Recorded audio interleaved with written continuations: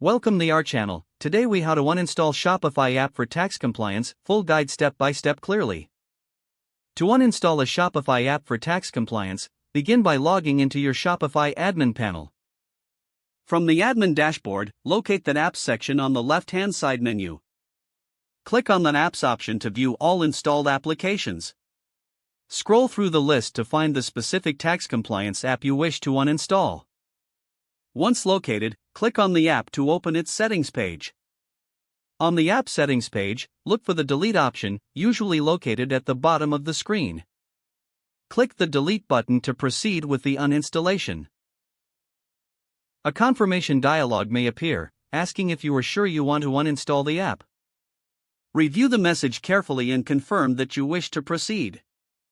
After confirmation, the app will begin the uninstallation process. Once the process is complete, you'll receive a notification stating that the app has been successfully uninstalled. To ensure the removal is complete, scroll back to your apps list. Verify that the tax compliance app is no longer listed among your installed applications. If you encounter any issues during uninstallation, consider reaching out to the app's support team for assistance.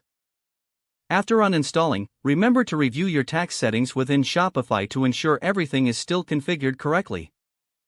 If necessary, find an alternative app that meets your tax compliance needs. That wraps up the process of uninstalling a Shopify app for tax compliance. If the page does not load, refresh the browser or try again in a private or incognito window. Make sure you are using the correct email address, then retype it carefully to avoid small typos. If your password is not accepted, use the reset option and create a new strong password you can remember. Check your spam folder for verification or security emails, then complete any requested confirmation steps.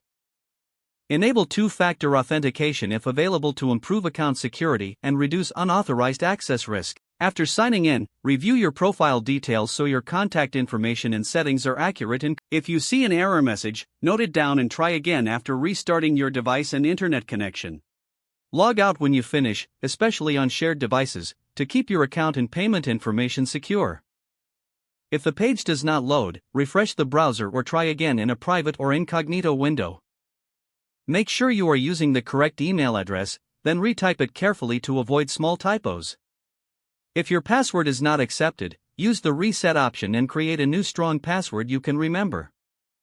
Don't forget to like this video and subscribe to our channel for more step-by-step tech guides.